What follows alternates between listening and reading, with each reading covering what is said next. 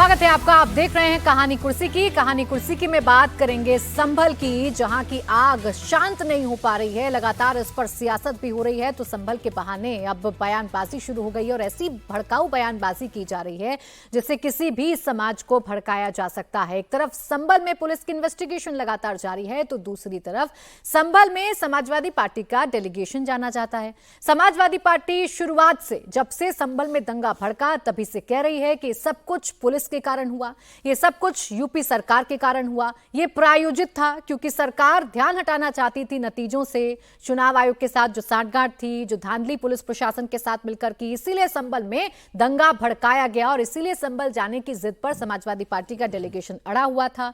दिल्ली से 3 सांसद रवाना भी हुए, लेकिन उन्हें गाजीपुर बॉर्डर पर रोक दिया गया। शांति बहाली का उन्हें हवाला दिया गया और तीनों सांसदों को गाजीपुर बॉर्डर पर रोक दिया गया।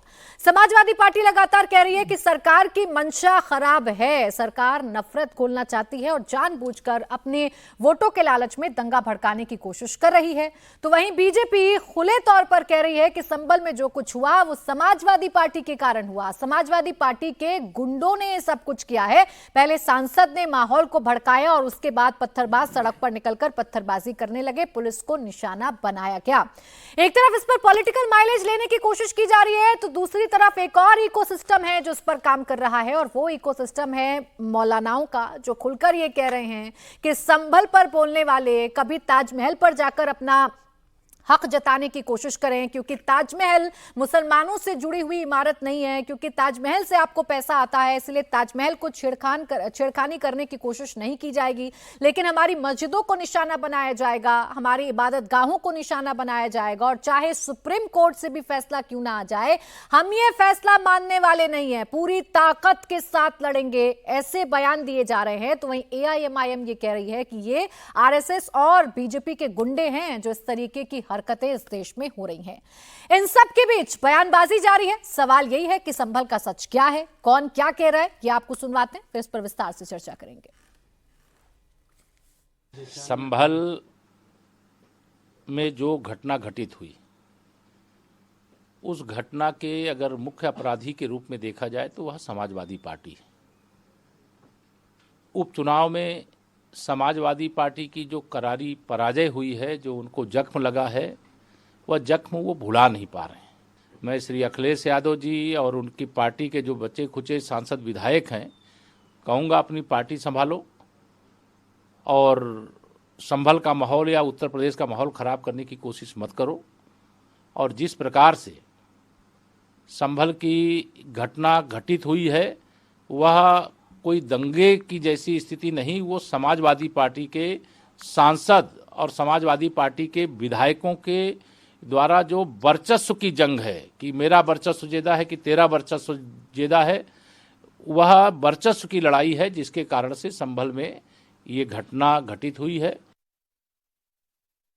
जब दंगा भड़का तब वहाँ हम में से कोई भी मौजूद नहीं था, उनकी जिम्मेदारी थी। आज अभी हमें एक गाड़ी पीछे और एक आगे पुलिस की गाड़ी हमें एस्कॉर्ट कर अभी बॉर्डर पर लाई है। तो अगर इतनी सूझबूझ, इतनी तैयारी, इतना बंदोबस्त इन्होंने उस सर्वे के दिन दिखाया होता तो मुझे नहीं लगता कि अंजाम यहाँ तक आता, ऐसे हालात होते, ऐसी घटना होती। और इसमें कहीं ना कहीं देखिए, खुली तौर से मैं कहना चाहती हूँ, प्रशासन का घालमेल इसमें हमें पूरी तरीके से लगता है और हमारी यही मांग है कि इसकी निष्पक्ष जांच हो। खाली मुसलमानों की मस्जिद और दरगाह दिखती है, खाली मजहब के नाम पर सियासत करना है और मुसलमानों को दूसरे नंबर का शहरी साबित करना है और एक तरफ झूठी जमहूरियत का नाम दुनिया में लेना है कि सबसे बड़ी सेकुलर और जमहूरियत पसंद मुल्क हम हैं और हमारे वहाँ इंसाफ होता है। ये नाटक बंद करें, जो सच्चाई है उस सच्चे चेहरे के साथ सामने आए। कोई भी फैसला दे, चाहे सुप्रीम कोर्ट भी फैसला दे, हम अब कोई फैसले को कबूल करने को तैयार नहीं है। आप में ताकत है, दादागिरी से मार पीट के ले लो, जैसे 7 बच्चे शहीद कर दिए, हमें भी शहीद कर दो, लेकिन हम सुबह कयामत तक जैसे बाबरी मस्जिद की जगह को हम जमीन मस्जिद मानते थे, आज भी मानते हैं और हम कभी किसी मस्जिद से दस्तबरदार होंगे नहीं। पुलिस ने क्या किया इस पर चर्चा हो रही है, सरकार ने क्या एक्शन लिया इस पर चर्चा हो रही है, संभल के सांसद ने क्या बोला इस पर चर्चा हो रही है। लेकिन ये मौलाना मौलवी जिस तरीके के बयान दे रहे हैं, ये ऐसे बयान क्यों दे रहे हैं और इसके पीछे का मकसद क्या है, इस पर कोई बोलने को तैयार नहीं है। सीधे तौर पर कहा जा रहा है कि कयामत तक हम नहीं मानेंगे, चाहे सुप्रीम कोर्ट फैसला दे दे हम नहीं मानेंगे, हम शहीद होने को तैयार हैं लेकिन अब हम कोई फैसला नहीं मानेंगे, ये मौलाना मौलवियों की तरफ से कहा जा रहा है। लेकिन इसके तहत संभल को संभालने की कोशिश अखिलेश यादव कर रहे हैं, इसके जरिए अपने वोट बैंक को साधने की कोशिश समाजवादी पार्टी की तरफ से भी की जा रही है। ऐसे में अगर समाजवादी पार्टी का डेलीगेशन हर्षवर्धन जी जाना भी चाहता है, वो संभल जाना चाहता है, वहां के हालातों को देखना चाहता है, तो संभल के सांसद ही हैं, उन्हें क्यों रोका जा रहा है, उनको रोकने के पीछे की वजह क्या है? देखिए, एक तो ये कि जब ऐसे कहीं भी हालात बनते हैं तो प्रशासन प्रतिनिधिमंडल को रोकता है, कई बार उनको इजाजत भी देता है, तो पुलिस के कहें कि दायरे में जाते हैं, वहाँ एक कंट्रोल्ड एटमॉस्फेयर में जाते हैं, वो एक मुश्किल होती है। हालांकि मेरा ये मानना है कि लोकतंत्र में किसी भी प्रतिनिधिमंडल को कहीं भी जाने का अधिकार है, पुलिस पूरी व्यवस्था करे, और अगर सांसद जनप्रतिनिधि के तौर पर जाना चाह रहे हैं तो बिल्कुल समाजवादी पार्टी के सांसदों को जाने देना चाहिए। लेकिन मेरी मुश्किल इसमें एक सांसद जियाउर रहमान बर्क महोदय से, ये संभल के ही सांसद हैं। जब पहले दिन सर्वे हुआ तो इनके ऊपर गंभीर आरोप है कि इन्होंने हंगामा कराया, भड़काया लोगों को। एफआईआर में इनके ऊपर आरोप भी है, इनका नाम भी दर्ज है। फिर मेरी समझ में नहीं आता, जब 23 को चुनाव परिणाम आए, ये कह रहे हैं चुनाव परिणाम के अगले दिन क्यों किया, और जो जनप्रतिनिधि है, जो सांसद है, वो अपने क्षेत्र से गायब था। ये कह रहे हैं कि हमारे सांसद महोदय वहां थे नहीं। जिस दिन आपको रहना था उस संवेदनशील दिन पर आप वहां नहीं थे, और अब आप वहां प्रतिनिधि मंडल के तौर पर जा रहे हैं। ये मुझे बड़ा आश्चर्यजनक लगता है। अगर खुद सांसद वहां होते, इनके विधायक वहां होते, जो कहा गया, जो भड़काया गया कि मस्जिद पर कब्जा करने लोग जा रहे हैं, अब सर्वे टीम को आप कब्जा करने कहेंगे, जो कि एएसआई प्रोटेक्टेड मॉन्यूमेंट था, वहां लोगों ने, दूसरे लोगों ने कब्जा कर लिया। मेरा यह मानना है कि इसमें समाजवादी पार्टी के संभल के सांसद की भूमिका बहुत गंभीर है। बाकी प्रतिनिधिमंडल जाए, लोग जाएं, जो कुछ हो सकता है वो करना चाहिए, सरकार को भी आगे आकर करना चाहिए। लेकिन भैया 24 ट्रैक्टर, ट्रॉली, पत्थर, ये ऐसे नहीं आ सकता। और उसमें आप ये कहें कि पुलिस की कोई तैयारी नहीं थी। अगर पुलिस की तैयारी ना होती तो शायद वहां और खतरनाक और बुरे हालात होते, उसको भी देखना चाहिए। जिम्मेदारी पुलिस प्रशासन की होगी, सरकार योगी आदित्यनाथ की, उन्हीं से सवाल पूछा जाएगा। लेकिन जो संभल में न्यायालय के सामने पत्थर लेकर खड़े हो गए और उसको जो हवा दे रहे हैं, उनकी भी बात होनी चाहिए। अब पत्थरबाजी पर तो अलग अलग बयान सामने आ रहे हैं ना समीर जी। प्रोफेसर रामगोपाल यादव कह रहे हैं कि पहले पुलिस को हटाइए वहां से, अधिकारियों को हटाइए वहां से, डीएम को हटाइए, एसपी को हटाइए, क्योंकि उन्होंने बीजेपी के एजेंट के तौर पर काम किया है। मासूम लोगों पर हमला किया गया है, गोलियां चलाई हैं, ये कह रहे हैं। पुलिस जो कह रही है उस पर यकीन नहीं है, कितने एमएम बोर की गोली से किसकी मौत हुई है इस पर यकीन नहीं है। लेकिन वहां जो नकाबपोश हैं उनकी पहचान ना हो जाए, इस तरफ ज्यादा कोशिश की जा रही है। देखिए, समाजवादी पार्टी के राष्ट्रीय नेता है, राज्यसभा सांसद है, वो पुलिस हटाने की बात करते हैं। ओबीसी कहते हैं 15 मिनट के लिए पुलिस हटा दो तो हम बता देंगे। आज समाजवादी पार्टी डेलीगेशन भेज रहा है। देखिए, धारा 163 लगी हुई है, 163 धारा लगी हुई है 10 दिसंबर तक।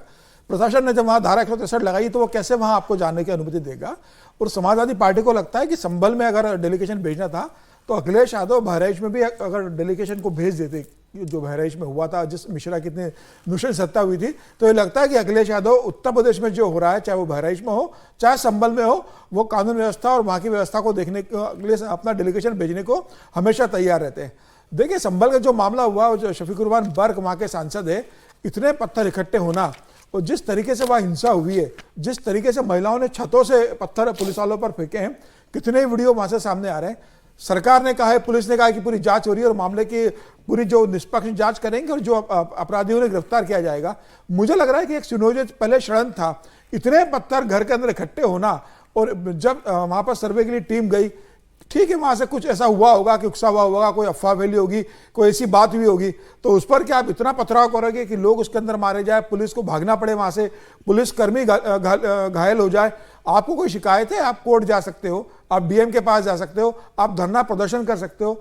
हिंसा इस तरीके से करना कि छतों से आप पत्थर, महिला फेंक रही है, 16 साल का 14 साल का नाबालिग बच्चा गिरफ्तार हो रहा है पथराव के अंदर, तो इन बच्चों को, महिलाओं को कौन उकसा रहा था, किन्होंने कहा था कि जब इकट्ठी होगी भीड़ तो आपको पथराव करना है। मुझे लग रहा है योगी आदित्यनाथ ने जो कहा है कि संभल के एक एक आरोपी की पहचान होगी और उसका पोस्टर लगाया जाएगा। हालांकि सुप्रीम कोर्ट का इसके मामले में निर्देश है कि लगाना नहीं है, लेकिन जिस तरीके से योगी आदित्यनाथ ने पूरे मामले की जांच शुरू कर दी है, यह तय है कि आने वाले दिनों में इसके पीछे कौन जिन था। बयानों को कोट किया जा रहा है समीर जी, सांसद पर आरोप लगाया जा रहा है, ये बयान तो पहले के हैं ना, पुलिस वहां पर गई, मामला संवेदनशील है, आपका इंटेलिजेंस भी तो फेल हुआ ना कि आपको ये नहीं पता चल पा रहा कि भीड़ इकट्ठा हो जाएगी, छतों पर पत्थर हैं या हथियार भी हो सकते हैं दंगाइयों के हाथ में और 4 लोगों की जान भी जा सकती है, सब कुछ विपक्ष पर डाल देना क्या ठीक है?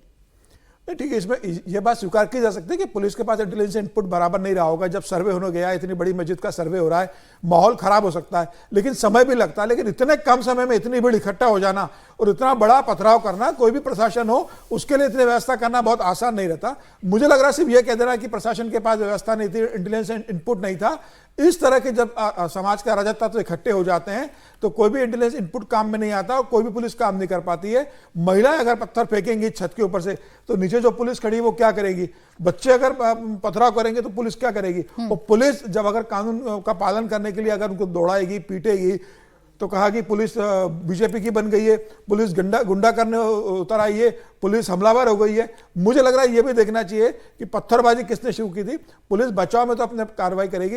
अब योगी आदित्यनाथ ने जो कहा है कि जल्दी इसके पीछे किसका षड्यंत्र था, मुझे लग रहा है सामने आएगा कि वहां लोकल समाजवादी पार्टी का यूनिट के 2 नेताओं के बीच में, एक विधायक और सांसद के बीच में जिस तरीके से वहां से सत्ता के और संगठन में वर्चस्व को लेकर लड़ाई चल रही है, मुझे लग रहा है वो एंगल भी आने वाले दिनों में सामने आने वाला है। देखिए, इस पर तो जांच हो रही है, लेकिन संभल से सियासत पर क्या असर हो रहा है? ये जो नतीजे आए हैं उपचुनाव के, इससे क्या सियासत पर असर हो रहा है? ये भी आप बयानबाजियों से समझ सकते हैं। एक तरफ अखिलेश यादव हैं जो बार बार कह रहे हैं कि आप इस्तेमाल करते हैं पुलिस प्रशासन का, आप जो मशीनरी है चुनाव कराने वाली, आप उसके साथ खिलवाड़ करते हैं, आप पारदर्शिता नहीं बरतते। तो इन चुनावों के नतीजों के बाद बेशक कितने भी आरोप योगी आदित्यनाथ पर लगे, वो बड़े कॉन्फिडेंट नजर आ रहे हैं और वो सीधे तौर पर ये कह रहे हैं कि 2027 में भी सरकार बीजेपी की आ रही है, यानी 2027 में भी योगी बरकरार रहेंगे। ये योगी आदित्यनाथ साफ कर रहे हैं। उपचुनावों में जिस तरीके के परिणाम मिले और जो नैरेटिव, जो नारा, जो पिच उन्होंने सेट की इस चुनावों की, चाहे महाराष्ट्र चुनाव हो चाहे हरियाणा चुनाव हो, उससे बेहद कॉन्फिडेंट नजर आ रहे हैं योगी आदित्यनाथ। और योगी आदित्यनाथ अगर ये कह रहे हैं विनोद जी कि भाई 2027 में भी हम ही आने वाले हैं, हमारी सरकार रिपीट होगी, एक तो आपको अपने कार्यकर्ताओं में भी जोश भरना है और ये कॉन्फिडेंस भी होगा हरियाणा, महाराष्ट्र और उपचुनाव के नतीजों का। नहीं, जाहिर है, देखिए जिस तरह से उपचुनाव के नतीजे आए हैं उससे योगी आदित्यनाथ का आत्मविश्वास निश्चित रूप से बढ़ा है। और लोकसभा चुनावों के बाद जो पराजय हुई थी भारतीय जनता पार्टी की उत्तर प्रदेश में, उससे जो मनोबल टूटा था वहाँ के कार्यकर्ताओं का, इससे इन उपचुनावों से वो भी बढ़ा है। और पार्टी के अंदर जो योगी आदित्यनाथ को लेकर खींचतान चल रही थी उस पर भी रोक लगी है, तो योगी जी का आत्मविश्वास बढ़ने के कारण है। लेकिन संभल को लेकर मैं एक बात कहना चाहूँगा। देखिए, बड़े दुर्भाग्य की बात है, मैंने अपने पत्रकारिता के कैरियर में करीब 40 साल से मैं पत्रकारिता में हूँ और मैंने बहुत सारे दंगे कवर किए हैं। वो मेरठ और मुजफ्फरनगर के और जो दंगे जब 3-3 महीने कर्फ्यू में शहर था, उस समय जो सांसद होते थे और नेता होते थे उन पर लोगों को भरोसा होता था, चाहे वो किसी पार्टी के हों। और वो जब निकलते थे दंगाग्रस्त क्षेत्रों में तो दोनों समुदायों के लोग आकर के उनसे अपनी बात कहते थे कर्फ्यूग्रस्त इलाकों में कि साहब पुलिस वालों ने ये दिक्कत पैदा की है, प्रशासन हमको ये नहीं दे रहा। आज की तारीख में स्थिति ये हो गई है कि पूरा हमारा समाज और पूरी राजनीति विभाजित हो गई है।